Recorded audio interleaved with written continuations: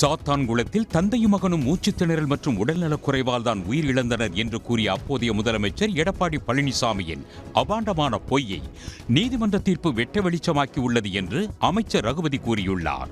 சாத்தான்குளம் தந்தை மகன் கொலை வழக்கின் தீர்ப்பு குறித்த அறிக்கை வெளியிட்டுள்ள ரகுபதி, கொரோனா காலத்திலும் சிறப்பான ஆட்சியை கொடுத்ததாக மார்தட்டும் எடப்பாடியின் இழிவான ஆட்சிக்கு சாத்தான்குளமே சாட்சி என குறிப்பிட்டுள்ளார்.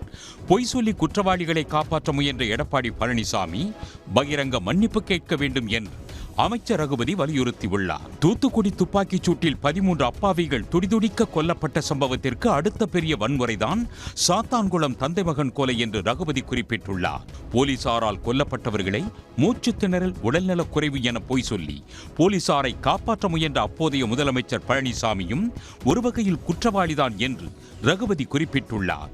போலீசாரின் கொலைவெறி தாண்டவத்திற்கு ஆதரவு அளித்தவர்தான் பழனிசாமி என்றும் சாடியுள்ளார்.